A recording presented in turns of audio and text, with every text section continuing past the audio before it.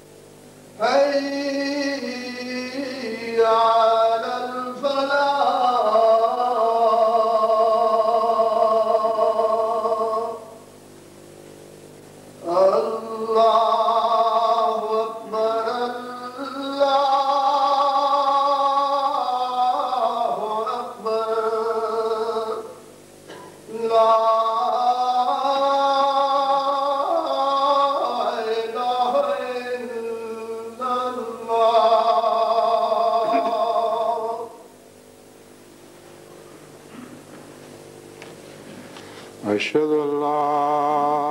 إله إلا الله وحده لا شريك له وأشهد أن محمدا عبده ورسوله أما بعد فأعوذ بالله من الشيطان الرجيم بسم الله الرحمن الرحيم الحمد لله رب العالمين الرحمن الرحيم مالك يوم الدين إياك نعبد وإياك نستعين اهدنا الصراط المستقيم صراط الذين أنعمت عليهم غير المغضوب عليهم ولا الضالين يوم تبدل الأرض غير الأرض والسماوات وبرزوا لله الواحد القهار. سورہ ابراہیم آیت 49. اس کا ترجمہ یہ ہے کہ وہ زمانہ یاد کرو جب کہ زمین تبدیل کر دی جائے گی اس زمین سے بالکل مختلف حالت میں جس کو تم دیکھتے ہو۔ والسماوات ہو، اور اسی طرح آسمان بھی تبدیل کیے جائیں گے۔ للہ الواحد وبرزوا للہ الواحد القہار، اور لوگ جوق در جوق خدائے واحد اور قہار کے لیے نکل کھڑے ہوں گے۔ یعنی وہ تبدیلیاں توحید کی طرف لے جانے والی تبدیلیاں ہوں گی، خواہ وہ زمین پہ واقع ہونے والی تبدیلیاں ہوں یا آسمان پر واقع ہونے والی تبدیلیاں ہوں، ان کا نتیجہ ایک ہی نکلے گا، یعنی خدا کی توحید آسمانوں پر بھی قائم ہوگی اور زمین پر بھی قائم ہوگی، اور کثرت سے قومیں توحید کا رخ اختیار کریں گی۔ یہ وہ قرآن کریم کی پیشگوئی ہے جس کا اس زمانے سے بڑا گہرا تعلق ہے، اور جماعت احمدیہ کے سپرد یہ عظیم الشان خدمت کی گئی ہے کہ ان تبدیلیوں کو جل تر لانے میں اپنی تمام تر قوتیں صرف کر دیں، جن تبدیلیوں کو خدا تعالیٰ نے مقدر فرما دیا ہے، لیکن خدا تعالیٰ کی تقدیریں ہمیشہ اسی طرح ظاہر ہوا کرتی ہیں کہ بعض قوموں کو یہ توفیق ملتی ہے کہ وہ تقدیر کے رخ پر چلنے والی ہواؤں کے ساتھ چلتے ہیں، اور ان تبدیلیوں کو جن کی پیشگوئیاں کی جاتی ہیں رونما کرنے میں بہت گہرا کردار ادا کرتے ہیں، بہت ٹھوس کردار ادا کرتے ہیں، اور پھر خدا تعالیٰ کے فضل و رحمت کے ساتھ فتح نمایاں کی کلید ان کو تھمائی جاتی ہے، اور ان کے ذریعے یہ پاک تبدیلیاں رونما ہوتی ہیں۔ اس زمانے میں جیسا کہ میں نے بیان کیا ہے، اللہ تعالیٰ نے جماعت احمدیہ کو ان پاک تبدیلیوں کے لیے ذریعہ بنانے کا فیصلہ کر لیا ہے۔ یہ تقدیر الہی ہے جسے کوئی تبدیل نہیں کر سکتا۔ اس تقدیر کے مطابق تدبیر اختیار کرنا اب یہ ہمارا کام ہے، اور دعاؤں سے یہ کوشش کرنی چاہیے کہ اللہ تعالیٰ ہمارے گناہوں کو معاف فرماتے ہوئے، ہماری کمزوریوں سے درگزر فرماتے ہوئے، ہماری ناطاقتی پر رحم کی نظر ڈالتے ہوئے ہمیں اس بات کی توفیق عطا فرمائے کہ یہ عظیم الشان انقلاب جس کا قرآن کریم میں ذکر فرمایا گیا ہے، یہ ہمارے ہی ذریعے رونما ہو۔ 2-2.5 سال پہلے کی بات ہے، جلسہ سالانہ UK پر میری ایک نظم پڑھی گئی تھی جس کا پہلا شعر یہ تھا کہ دیار مغرب سے جانے والوں، دیار مشرق کے باسیوں کو کسی غریب الوطن مسافر کی چاہتوں کا سلام کہنا۔ اس میں 2 شعر ایسے بھی تھے جو پیشگوئی کا رنگ رکھتے تھے لیکن الہامی نہیں تھے۔ نیک تمناؤں کا اظہار خدا تعالیٰ کی تائید پر بھروسہ کرتے ہوئے پیشگوئی کے رنگ میں کیا گیا تھا۔ پہلا شعر ان 2 اشعار میں سے یہ تھا: ہمیں مٹانے کا زوم لے کر اٹھے ہیں جو خاک کے بگولے، خدا اڑا دے گا خاک ان کی، کرے گا رسوائے عام کہنا۔ اور جماعت احمدیہ نے دیکھ لیا کہ کس طرح اللہ تعالیٰ نے ہماری توقعات سے بڑھ کر پوری شان اور صفائی کے ساتھ اس نیک تمنا کو جو پیشگوئی کا رنگ رکھتی تھی پورا فرما دیا۔ دوسرا شعر یہ تھا: بساط دنیا الٹ رہی ہے، حسین اور پائیدار نقشے جہان نو کے ابھر رہے ہیں، بدل رہا ہے نظام کہنا۔ اس میں تمام دنیا سے متعلق ایک پیشگوئی تھی جو جیسا کہ میں نے بیان کیا ہے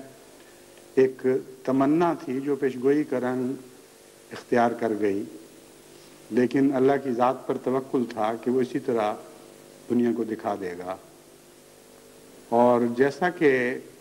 ہمیں یقین ویسے بھی تھا، کیونکہ یہ وہ مضمون ہے جس کا تعلق در حقیقت قرآنی پیشگوئیوں سے ہے۔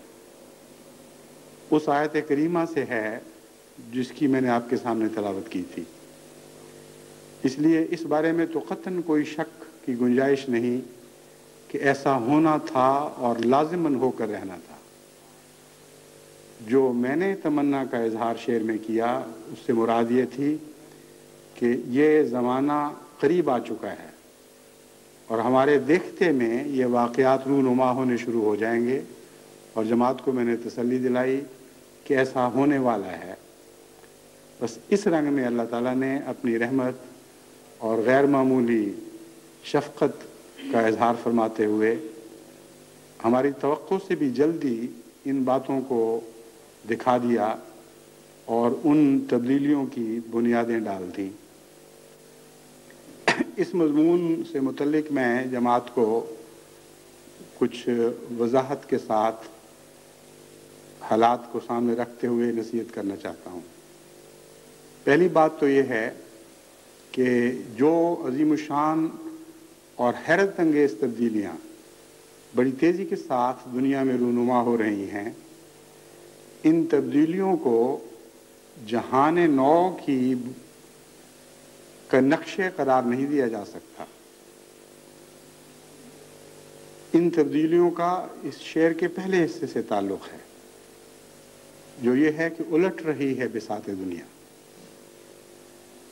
جو تبدیلیاں آپ کو روس میں یا دیگر مشرقی یورپ کے ممالک میں ہوتی ہوئی دکھائی دے رہی ہیں، ان پر یہ امید نہ لگائیں کہ یہ ایک نئے نقشے کی بنیادیں ڈالی جا رہی ہیں۔ یہ پرانے نظام کو تباہ کیا جا رہا ہے۔ جو عظیم نظام ایک دنیا کے فلسفی نے خدائی نظام کے مقابل پر بنایا تھا، یہ اس کے انہدام کا دور ہے۔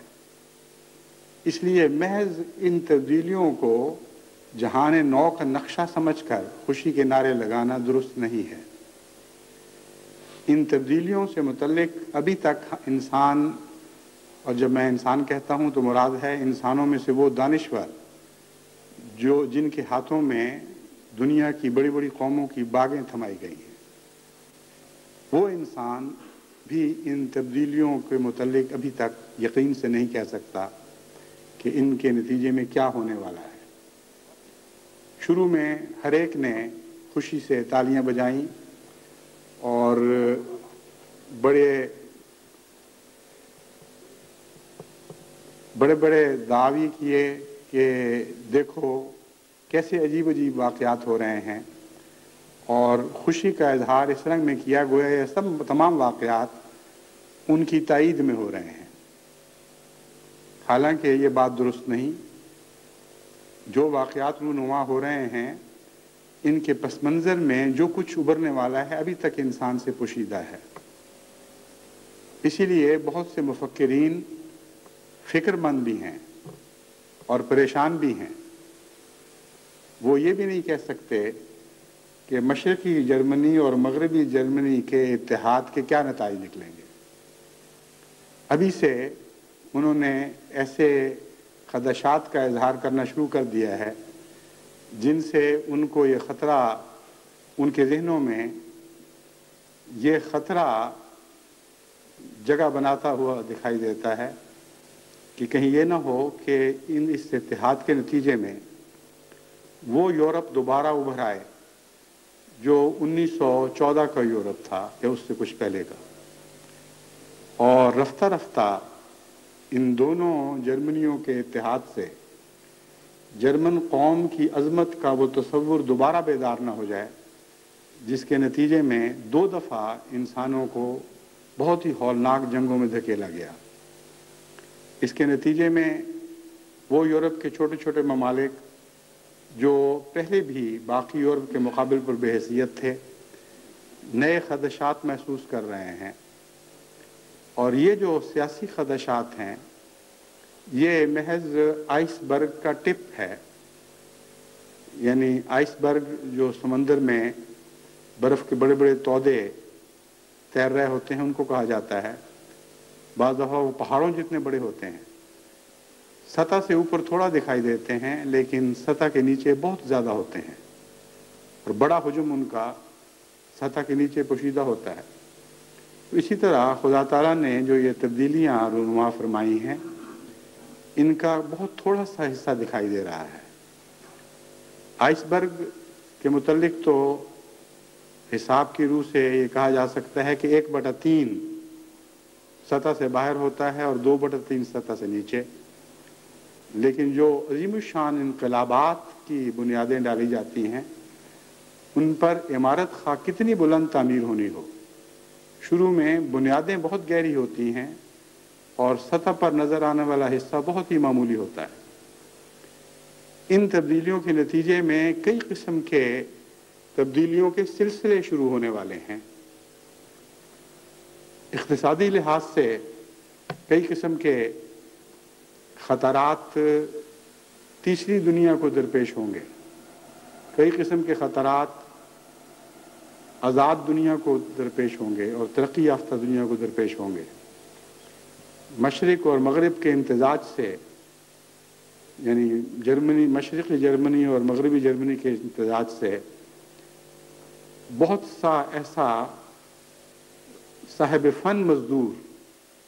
مغربی جرمنی کے ہاتھ میں آ جائے گا جو کیپٹل کی کمی کی وجہ سے اپنے فن کو دولت میں تبدیل نہیں کر سکتا تھا، اور بڑے بڑے سائنسدان، صاحب دماغ سائنسدان، جن کی سائنس کی کوئی قدر نہیں تھی، ان کو ایک ایسا ترقی یافتہ صنعتی ملک ہاتھ آ جائے گا جس میں وہ اپنے سائنسی جوہر کو خوب کھل کھیل کر دکھا سکیں گے، اور بڑی عمدگی کے ساتھ اپنے دماغ کو مغربی جرمنی کی ترقی یافتہ صنعت کے ساتھ ملا کر، جسے انگریزی میں کہتے ہیں ویڈ کرنا، یعنی گویا شادی ہو گئی ایک دماغ کی ایک صنعت کے ساتھ۔ اس شادی کے نتیجے میں جیسے بچے پیدا ہوتے ہیں، اس طرح جب دماغ ترقی یافتہ صنعتوں کے ساتھ امتزاج کرتے ہیں تو نئی نئی چیزیں پیدا ہوتی ہیں۔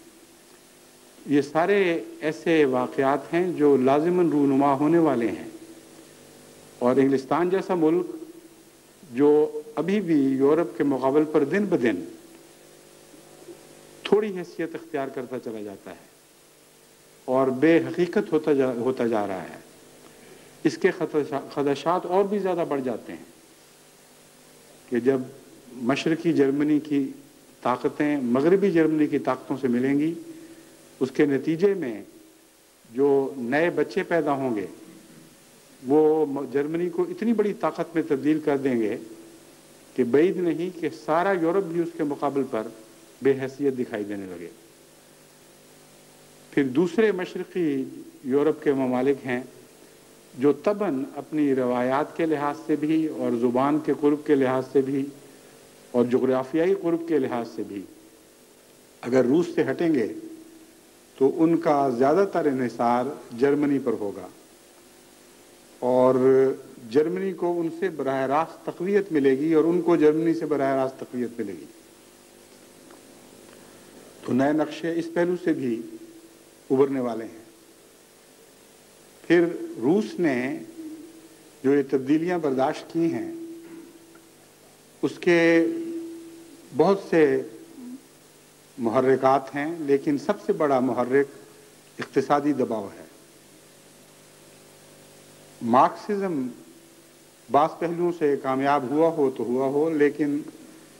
قومی اقتصادیات کے لحاظ سے یہ ناکام ہو چکا ہے، اور اس کو تسلیم کیے بغیر اب روس اشتراکی دنیا کے پاس کوئی چارہ نہیں رہا۔ بالکل وہی نقشہ ہماری آنکھوں کے سامنے ابھر رہا ہے جو 1945 میں حضرت مسلم موعود رضی اللہ تعالیٰ عنہ نے اپنے لاہور میں ہونے والی تقریر میں بیان فرمایا تھا، جس کا عنوان، جو اس عنوان سے چھپی، اسلام کا اقتصادی نظام۔ اس زمانے میں احمدیہ ہاسٹل میں ہم نے اس تقریر کا انتظام کیا تھا۔ احمدیہ انٹر کالجیٹ ایسوسی ایشن کہلایا کرتی تھی، اس میں بھی ایک ممبر تھا، چنانچہ احمدی طلبہ نے اس تقریر کا اہتمام کروایا تھا، اور مجھے یاد ہے کہ اس میں آپ نے اشتراکیت کے گہرے مطالعہ کے بعد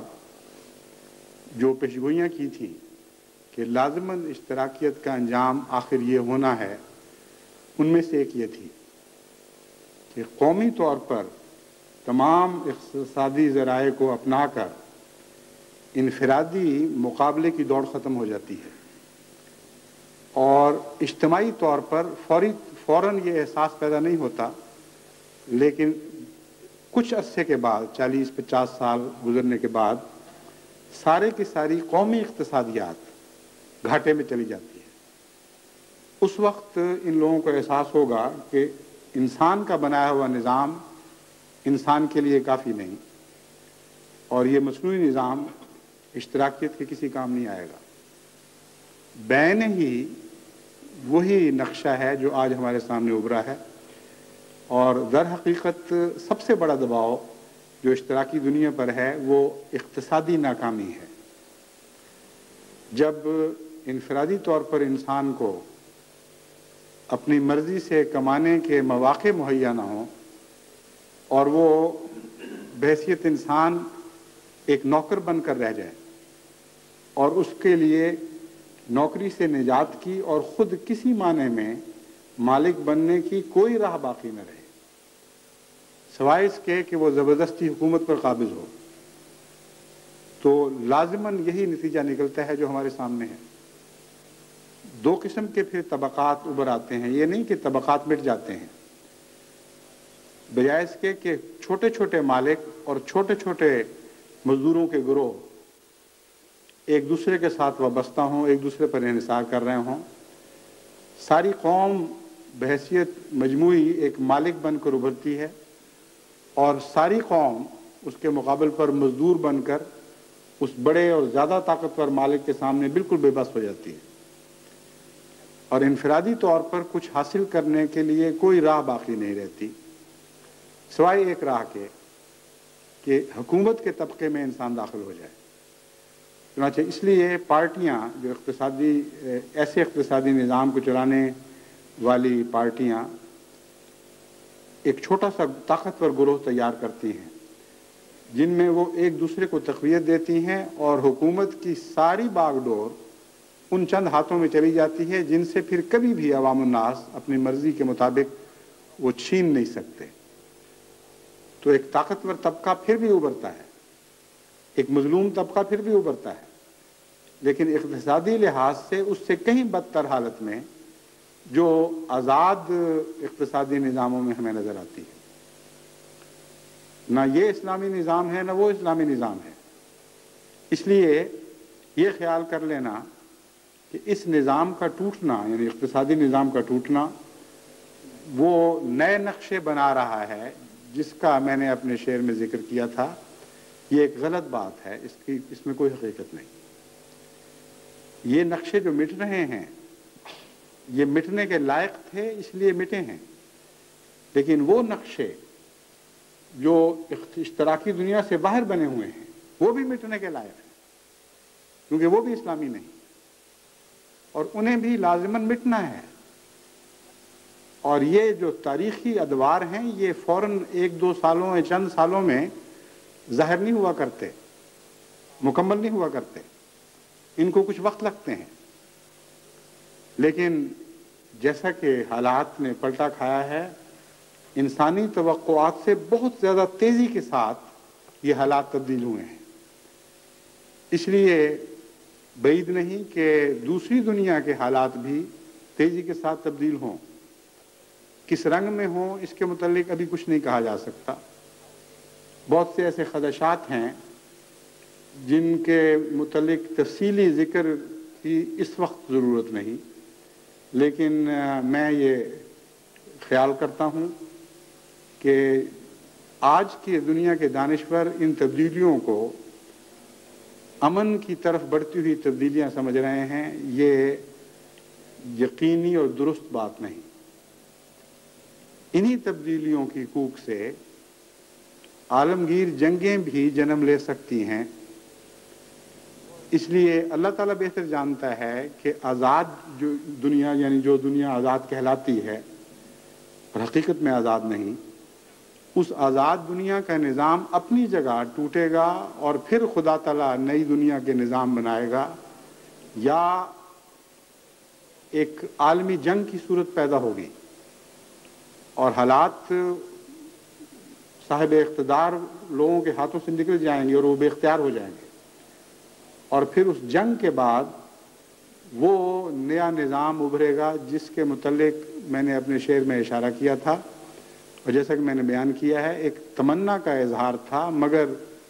اس تمنا کی بنیاد قرآن اور حدیث اور حضرت مسیح موعود علیہ الصلوۃ والسلام کی پیشگوئیوں پر تھی. یعنی وہ تمنا لازماً پوری ہونے والی تمنا تھی، یقینی تھی.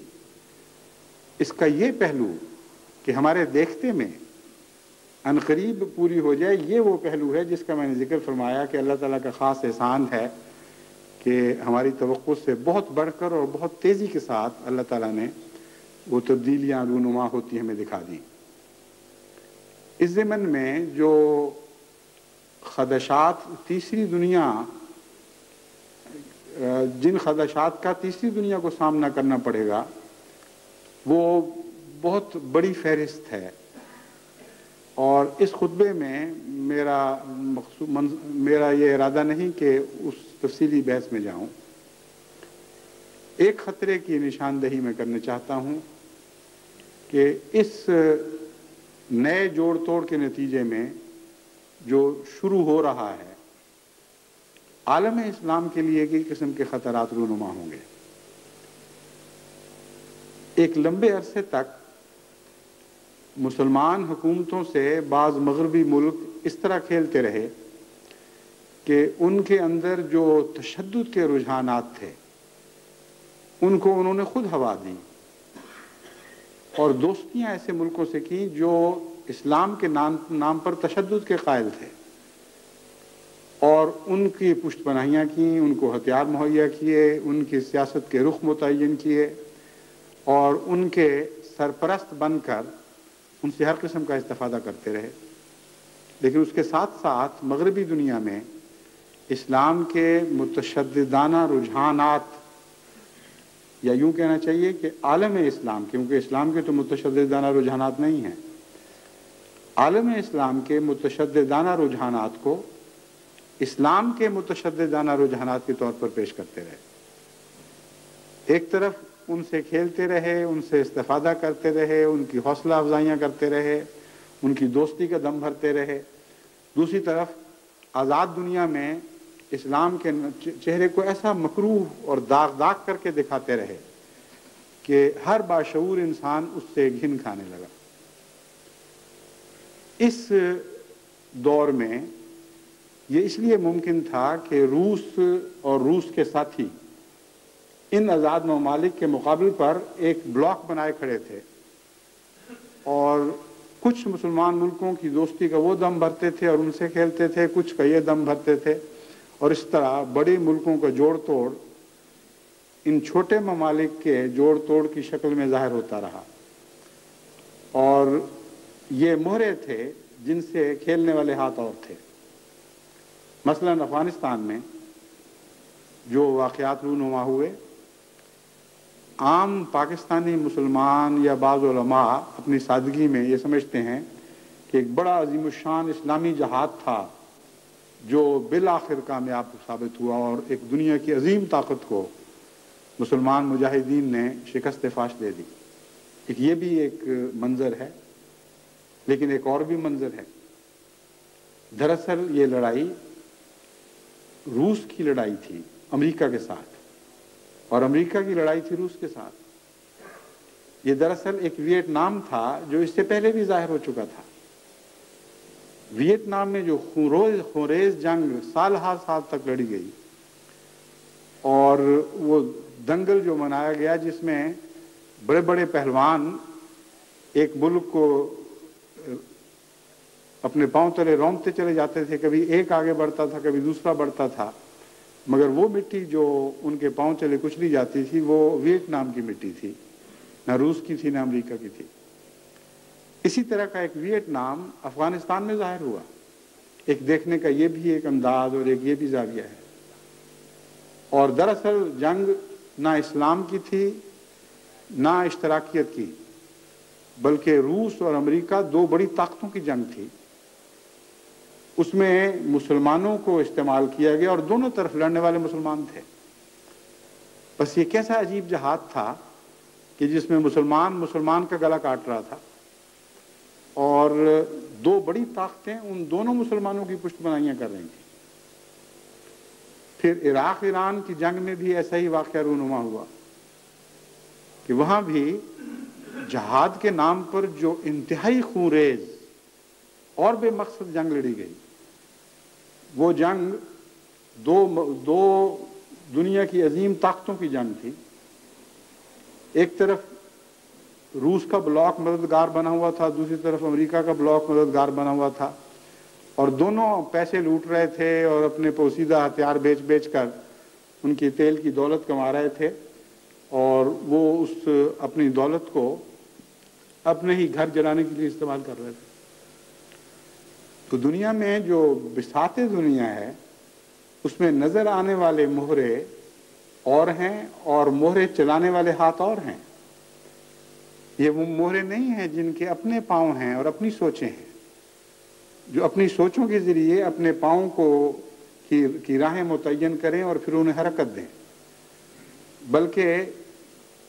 یہ مہرے چلانے والی طاقتیں پس منظر میں رہتی ہیں. اس پہلو سے عالم اسلام کی پشت پناہی اب اس رنگ میں نہیں ہو سکے گی. جتنی روس کی امریکہ سے دوستی بڑھتی چلی جائے گی، جتنا ان دونوں کا آپس میں ادغام ہوگا ان دونوں طاقتوں کا، اور نئے اقتصادی نظام ابھریں گے، اتنا ہی ان کا انحصار اسلامی طاقتوں پر کم ہوتا چلا جائے گا، اور ان کو دم دلاسا دینے کی خاص ضرورت محسوس نہیں ہوگی. اس لیے ابھی سے آپ نے شاید سنا ہو کہ امریکہ سے بھی اور یورپ سے بھی کھلم کھلی ایسی آوازیں بلند ہونے شروع ہو گئی ہیں، یہ جو مسلمانوں نے جبر و تشدد کے نام پر آفت مچائی ہوئی ہے اور دنیا کے امن کو برباد کر رہے ہیں، اب ہمیں مضبوط ہاتھوں کے ساتھ ان سے نمٹنا ہوگا اور ان کے رجحانات کو کچلنا ہوگا. آذربائیجان میں جو ہوا وہ دراصل اسی کا شاخسانہ ہے. آپ نے مغربی دنیا کے نظام، ٹیلی ویژن ہو یا مواصلاتی نظام جس کو کہتے ہیں، ٹیلی ویژن کا ہو یا ریڈیو یا اخبارات کا، اس میں آپ نے یہ خبریں تو بار بار اور کثرت کے ساتھ سنی ہیں کہ آذربائیجان کے مسلمانوں نے ان کو آرمینیا کے عیسائیوں پر بہت مظالم کیے ہیں، لیکن آرمینیا کے عیسائیوں نے آذربائیجان کے مسلمانوں پر جو مظالم کیے ان کا آپ ذکر نہیں سنتے. حالانکہ ادنا سے تدبر سے بھی یہ بات سمجھ آنی چاہیے کہ یہ جو محاورہ ہے اردو کا کہ تالی ایک ہاتھ سے نہیں بجتی، یہ بڑا گہرا محاورہ ہے، حقیقت پر مبنی محاورہ ہے. لازماً اس کی ایک لمبی تاریخ ہے، ان دونوں قوموں کی لڑائیوں کی ویسی ہی تاریخ ہے جیسے ہندوستان اور پاکستان کی آپس کی لڑائیوں کی تاریخ ہے، اور جہاں جس کا زور چلا ہے اس نے دوسری فریق پر ظلم کیا ہے. یہ کہہ دینا کہ ایک ہی فریق ظلم کرتا چلا جا رہا ہے اور اس میں جوش دکھاتا چلا جا رہا ہے اور پھر اس جوش کی حالت میں تباہی کے کنارے پہ پہنچ گیا ہے لیکن وہ ظلم سے باز نہیں آ رہا، یہ محض ایک فرضی کہانی ہے. کوئی معقول آدمی اس بات کو تسلیم ہی نہیں کر سکتا کہ آذربائیجان کے مسلمانوں نے اس حد تک ظلم پر کمر باندھی ہو اور ظلم توڑنے کا ایسا تہیہ کیا ہو کہ خواہ وہ خود بھی مٹ جائیں وہ ظلم سے باز نہیں آئیں گے. یہ درست نہیں ہے. واقعہ یہ ہے کہ ان دونوں کے اندر قوموں میں بڑی دیر سے آپس میں پرخاش چلی آ رہی ہے، لڑائیاں ہوتی رہیں. پہلے ٹرکی نے ظلم کیا آرمینیا پر، پھر آرمینیا کا جب بس چلا ٹرکی کے بعض حصوں پر مظالم توڑے. یہ بعید نہیں کہ شروع میں ٹرکی کا پلہ بھاری رہا ہو، لیکن بعد ازاں کیونکہ یہ وہی ممالک ہیں جو روسی اقتدار کے نیچے چلے گئے تھے اور ترکی سے ان کا تعلق ٹوٹ گیا تھا،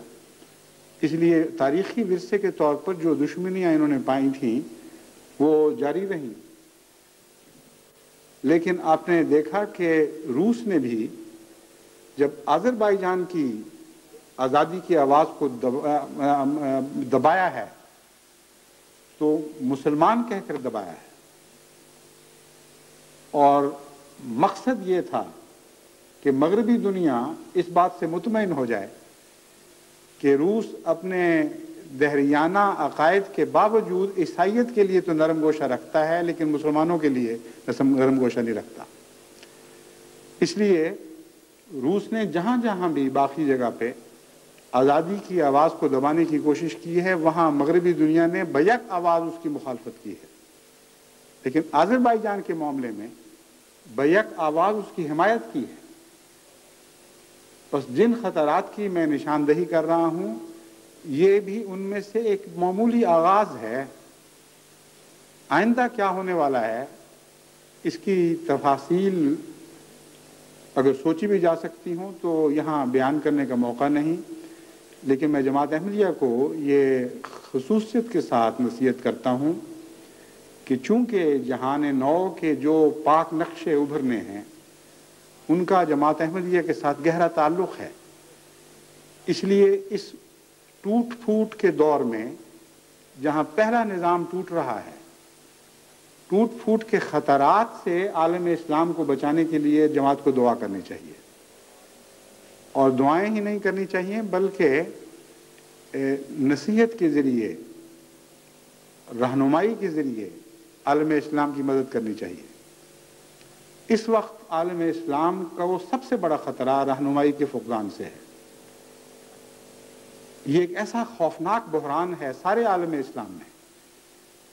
کہ جس سے بڑا بحران کبھی دنیا کی کسی قوم کے سامنے نہیں آیا، کبھی کوئی بڑی قوم دنیا کی اس قدر خطرناک بحران سے نہیں گزری جیسا کہ آج عالم اسلام گزر رہا ہے۔ وجہ اس کی یہ ہے کہ خدا تعالیٰ نے ان کے لیے رہنمائی خود مقرر فرما دی تھی، خدا تعالیٰ نے خود ان کو ایک عظیم قائد عطا فرما دیا تھا جو الہام کے نور سے روشنی لے کر راہ متعین کر رہا تھا۔ اس قیادت کا یہ انکار کر چکے ہیں، اس امامت کو یہ ٹھکرا چکے ہیں، بس ان کے دنیا کے بنائے ہوئے امام اور دنیا کی بنائی ہوئی قیادتیں ان کے کسی کام نہیں آ سکتی، اور عملاً عالم اسلام کے عالمی واقعات کے متعلق جو رد عمل ہیں وہ ایسے ہی ہیں جیسے کوئی اندھا کسی طرف سے دھکا کھا کر یہ معلوم کیے بغیر یا یہ معلوم کر سکنے کے بغیر کہ گڑھا کدھر ہے اور بچاؤ کی جگہ کدھر ہے کسی ایک طرف دوڑ پڑے۔ کوئی رہنما مسلمانوں میں آج نہیں جو ان کے لیے راہیں معین کر سکے۔ وہ ایک رہنما جس کے نتیجے میں اب خدا تعالیٰ کے فضل سے جماعت احمدیہ کی عالمگیر قیادت ابھری ہے، جسے خدا نے مقرر فرمایا تھا، اس کا بدقسمتی سے مسلمان قوم انکار کر چکی ہے، اور جہاں جہاں انکار میں بڑھ رہی ہے وہاں وہاں زیادہ سے زیادہ مصائب ٹوٹ رہے ہیں۔ سب سے زیادہ مصیبت اس وقت پاکستان میں ہے جہاں رہنمائی کا فقدان ایسے دکھوں اور دردوں میں تبدیل ہو گیا ہے کہ قوم کا جوڑ جوڑ دکھ رہا ہے، پور پور میں تکلیف ہے۔ اتنا دردناک حال ہے اس وقت پاکستان کا کہ کوئی زندگی کا شعبہ ایسا نہیں جو بشدت بیمار نہ ہو، جس میں زہر نہ گھل گیا ہو۔ کوئی قیادت نہیں ہے، اور جو قیادت نظر آتی ہے اس کے دل میں ان کے لیے کوئی ہمدردی نہیں جنہوں نے ان کو قائد بنا رکھا ہے۔ قتل عام ہو رہے ہیں، ڈاکے پڑ رہے ہیں، اغوا ہو رہے ہیں، ہر قسم کی بدیاں جن کا آپ دنیا میں تصور کر سکتے ہیں، جو خدا خوفی کے بغیر پیدا ہوا کرتی ہیں، وہ اپنی پوری قوت کے ساتھ اور بھیانک شکل کے ساتھ پاکستان میں ابھر رہی ہیں، اور ہر بدی ظالمانہ سفاکانہ رنگ رکھتی ہے۔ چھوٹے چھوٹے بچوں کو اغوا کر لینا اور ان کو قتل کر دینا، ماؤں سے جدا کرنا، طالب علموں کو اغوا کر کے لے جانا، امیر لوگوں کے بچوں کو پکڑ لینا اور بڑے بڑی رقموں کے مطالبے کر کے، یہ تو ایک روزمرہ کی تجارت بن گئی ہے۔ پھر چھوٹے چھوٹے بچوں کو اغوا کر کے ان کے بازو توڑ کر، ان کی ٹانگیں ٹیڑھی کر کے، ان کو دولت کمانے کے لیے فقیروں کی ریڑھیوں پر ڈال کر عوام الناس میں ان کی نمائش کرنا، اور جو رحمت کا دودھ تھوڑا سا انسانوں میں باقی ہے اس کو اس طرح ان بچوں کی راہ سے نچوڑتے چلے جانا، دھوکے اور فریب سے مانگنے کے نئے نئے ڈھنگ اختیار کرنا۔ کوئی ایک بات آپ بھی ایسی ہو جو آپ سوچ سکیں کہ بد ہے اور پاکستان میں نہ ہو، کوئی ایسی بات نہیں آپ سوچ سکتے۔ ہر بدی اپنی انتہائی مکروہ شکل میں، نہایت ظالمانہ اور سفاکانہ صورت میں پاکستان میں اس طرح پرورش پا رہی ہے جیسے ماں کے دودھ پر بچے پرورش پاتے ہیں، جیسے زرخیز زمین پر ہریابل پرورش پاتی ہے۔ بس پاکستان کی گلی گلی، پاکستان کا گھر گھر دکھی ہوا ہے۔ اب حال ہی میں کراچی میں جو فسادات ہوئے ہیں، کہنے کو تو 45 آدمی مارے گئے اور سینکڑوں زخمی ہوئے، لیکن امر واقعہ یہ ہے کہ ہمارا تجربہ ہے کہ ایسے اعداد و شمار ہمیشہ کم کر کے دکھائے جاتے ہیں، اور امر واقعہ یہ ہے کہ اس سے بہت زیادہ اموات بھی ہوتی ہیں اور بہت زیادہ لوگ زخمی بھی ہوتے ہیں جتنے حکومت کے ادارے یا اخبارات بیان کرتے ہیں۔ لیکن قطع نظر اس کے، سارے شہر میں ان علاقوں میں جہاں فساد ہوئے، جو بے چینی کی لہریں چلی ہیں، جو عدم تحفظ کا احساس پیدا ہوا ہے، ماؤں کے سر کے دوپٹے اتر گئے، وہ عورتیں جن کو ہر لمحہ اپنی بیوگی کا خوف تھا، وہ بچیاں جن کو ہر لمحہ اپنے یتیم رہ جانے کا خوف تھا، یہ خوف اور یہ دکھ اور یہ فکر اس کثرت کے ساتھ کراچی کے گھروں میں محسوس ہوئے ہیں اور حیدرآباد سندھ کے گھروں میں محسوس ہوئے ہیں کہ ان دکھوں کو ان اعداد و شمار کے ذریعے ظاہر کرنا بالکل ایک بیکار اور ناکام کوشش ہے۔ 40 قتل ہوئے ہوں یا 50 قتل ہوئے ہوں یا 100 قتل ہوئے ہوں، امر واقعہ یہ ہے کہ لکھوں خواہ دل ہیں جو روزانہ زخمی ہوتے ہیں اور روزانہ خون بہاتے ہیں۔ کوئی امن نہیں رہا، کوئی ضمانت نہیں کسی چیز کی۔ علم کا میدان ہو، تجارت کا میدان ہو، تمدن کے مختلف دائرے ہوں، کسی پہلو سے کسی دائرے میں آپ جا کر دیکھیں، آپ کو پاکستان میں دکھ ہی دکھ دکھائی دیں گے۔ تو ایک طرف تو خطرہ یہ ہے کہ نئے نقشے ابھرنے سے پہلے کہ انہدام کی کارروائی شروع ہو چکی ہے اور بڑی بڑی عظیم طاقتیں ٹوٹ رہی ہیں اور نئے جوڑ توڑ کے ساتھ ایک نئی دنیا ابھرنے کو ہے، اور دوسری طرف وہ عالم اسلام جس پر بنا ہے، جس نے آئندہ ایک عظیم الشان کردار ادا کرنا ہے نئے جہان نو کو بنانے میں، وہ اپنی قیادت سے ہی غافل پڑا ہے۔ اس کو ابھی تک یہ احساس نہیں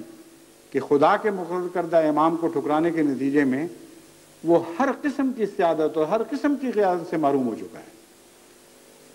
اور دن بدن ان کے دکھ بڑھتے چلے جا رہے ہیں۔ اس لیے اپنی دعاؤں میں اس بات کو بھی شامل رکھیں کہ نہ صرف یہ کہ اللہ تعالیٰ اپنے فضل سے جماعت احمدیہ کو اپنی ذمہ داریاں بااثر رنگ نبھانے کی توفیق عطا فرمائے، بلکہ یہ دعا کریں کہ وہ مسلمان جن کو ساتھ لے کر ہم نے آگے بڑھنا ہے، جو اس تقدیر کا حصہ ہیں کہ آئندہ نئے جہان کی بنا انہوں نے ڈالنی ہے، ان کو اللہ تعالیٰ ہلاکت سے محفوظ رکھے۔ اگر یہ مسلمان نہ رہیں تو پھر ہمارے پاس وہ کون سی قوم ہوگی جس کو لے کر ہم آگے بڑھیں گے؟ نئی قوموں میں سے بھی قومیں آئیں گی، لیکن وہ قومیں جو نسلاً بعد نسل مسلمانوں میں پیدا ہوتی چلی آ رہی ہیں، ان کے رنگ اور ہیں، ان کے اندر اسلام بہت گہرے طور پر جذب ہو چکا ہے، ان کے ظاہری کردار میں اگر نہ بھی نظر آ رہا ہو تو کوئی اہل دانش اس بات کا انکار نہیں کر سکتا کہ معمولی سی کوشش سے ان کی صفائی ہو سکتی ہے، ان کے اندر اسلامی اخلاق کو دوبارہ قائم کیا جا سکتا ہے، کیونکہ ایمان کی گہری جڑیں ابھی تک ان میں موجود ہیں۔ اسلامی معاشرہ ان کے لیے اجنبی نہیں ہے، کوئی ایسے تمدنی رجحانات ان کے نہیں ہیں جو اسلام کے نافذ ہونے کی راہ میں ایک ٹھوس مدافعت دکھائیں۔ لیکن مغربی قوموں میں اگر آپ نے تیزی سے اسلام پھیلا بھی دیا تو اس کے نتیجے میں ان کی اپنی تہذیب ہے، ان کا اپنا تمدن ہے، جس کا ایک بڑا حصہ نہ صرف یہ کہ غیر اسلامی ہے بلکہ اسلام کی روح سے ٹکرانے والا ہے۔ یہ آسان کام نہیں ہے کہ ان کے دل اپنے تمدن اور اپنی تہذیب سے توڑ کر اسلامی تمدن اور اسلامی تہذیب کو اپنانے کی طرف مائل کیے جا سکیں۔ چند خاندان جو اسلام قبول کرتے ہیں ان پر بھی مجھے علم ہے کہ ہمیں کتنی محنت کرنی پڑتی ہے۔ اس لیے لازماً احمدیت کے لیے جو آئندہ دنیا میں تبدیلیاں پیدا کرنے کے لیے مواد کی ضرورت ہے وہ عالم اسلام سے مہیا ہوگا، اور عالم اسلام کے بغیر ہم عظیم الشان انقلاب برپا نہیں کر سکتے۔ اس لیے علماء کی اگرچہ لاکھ یہ کوشش ہے کہ جماعت احمدیہ کو عالم اسلام سے توڑ کر الگ پھینک دیا جائے، لیکن کسی قیمت پر بھی جماعت احمدیہ نے عالم اسلام سے جدا نہیں ہونا اور ان کے مظالم کو منتقمانہ رد عمل کے طور پر اپنے دلوں میں پیدا نہیں ہونے دینا۔ یاد رکھیں اس بات کو، جب بھی آپ کا دل مسلمان ظالموں کے خلاف انتقامی جذبات سے بھرے گا وہیں آپ کی شکست کے آثار شروع ہو جائیں گے۔ یہ وہ قوم ہے جس قوم میں زندگی کے آثار آج بھی موجود ہیں۔ آئندہ انقلابات کی بنیادیں مسلمان عوام سے اٹھائی جائیں گی،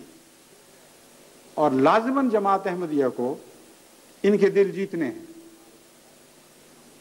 آج نہیں تو کل، کل نہیں تو پرسوں، لازماً یہ وہ دل ہیں جن کو جماعت احمدیہ کے لیے بنایا گیا ہے۔ جماعت احمدیہ ان کو جیتے گی، اور پھر حضرت اقدس محمد مصطفیٰ صلی اللہ علیہ وآلہ وسلم کا برپا کردہ انقلاب اثر نو تمام عالم میں برپا کیا جائے گا۔ بس اس بات کو ہمیشہ پلے باندھے رکھیں، کبھی بھی مسلمان بھائیوں کے مظالم کے نتیجے میں دل برداشتہ اس رنگ میں نہ ہوں کہ آپ کے دل سے بد دعائیں نکلنی شروع ہوں، جلد بازی میں آپ کہنے لگیں کہ آ گئی سزا، اب یہ پکڑے جائیں گے، اب یہ مار کھائیں گے۔ جہاں یہ بات ہوئی وہاں یہ سمجھ لیں کہ آپ کا اپنا جسم فالج زدہ ہو رہا ہے۔ جن پر آپ کی بنا تھی وہ اعضاء اگر مفلوج ہو جائیں تو آپ نے دنیا میں کام کیا کرنے ہیں؟ بس آپ نے ہرگز کسی قیمت پر عالم اسلام سے جداگانہ شخصیت ان معنوں میں اختیار نہیں کرنی کہ آپ ان سے اپنے وجود کو اس طرح الگ سمجھیں کہ ان کی ہمدردیاں، ان کے سکھ اور ان کے دکھ آپ کے سکھ اور دکھ نہ رہیں، اور ان سے گہری ہمدردی جو آپ اپنے دل میں رکھتے ہیں اس کو کسی قسم کا نقصان پہنچنے لگے۔ یہ ایک مشکل کام ہے، ایک مشکل فیصلہ ہے، میں جانتا ہوں نفسیاتی لحاظ سے ایک بہت ہی کٹھن بات ہے جو میں آپ سے کہہ رہا ہوں، مگر اسی میں ہماری زندگی ہے، اسی میں ہماری بقا ہے۔ بس دعا کے ذریعے مدد مانگیں اور یہ دعا کریں کہ اللہ تعالیٰ جلد تک مسلمان عوام الناس کی آنکھیں کھولے جو بالکل بیچارے بے قصور اور ناسمجھ ہیں، اور ان کو اس ظالمانہ قیادت سے جو ملا کی قیادت ہے ان سے اللہ تعالیٰ جلد تر نجات بخشے، کیونکہ یہ قیادت اگر زیادہ دیر ان کے کندھوں پر سوار رہی تو لازماً ان کو لے بیٹھے گی، اور ابھی سے اس کے آثار ظاہر ہو رہے ہیں۔ اللہ تعالیٰ اپنا فضل فرمائے اور جماعت احمدیہ کو اپنی ذمہ داریوں کو، اپنے پیش آمدہ خطرات کو، اور جہاں جہاں ہمارے فوائد وابستہ ہیں ان جگہوں کو پہچاننے اور ذہن نشین کرنے کی توفیق عطا فرمائے۔ یہی وہ نور ہے جس کی روشنی میں ہم نے آگے بڑھنا ہے۔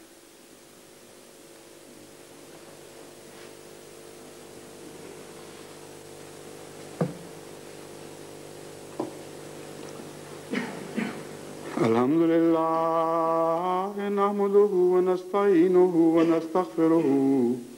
व नुमिनु बिही व नतवक्कलु अलैहि व नऊज़ु बिल्लाहि मिन शुरूरि अनफुसिना व मिन सय्यिआति अमालिना मन यहदिहिल्लाहु फला मुदिल्ल लहू वमन युद्लिल्हु फला हादिय लहु व नशहदु अल्ला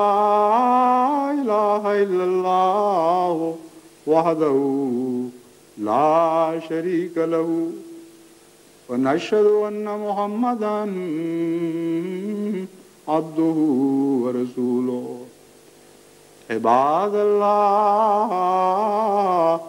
रहमकुमुल्लाह इन्नल्लाह यामुरु बिल अदलि वल इहसानि व इताइ ज़िल क़ुर्बा व यन्हा अनिल फ़हशाइ वल मुनकरि वल बग़ी यइज़ुकुम लअल्लकुम तज़क्करून उज़्कुरुल्लाह यज़्कुरकुम वदूहु यस्तजिब लकुम वलज़िक्रुल्लाहि अकबर।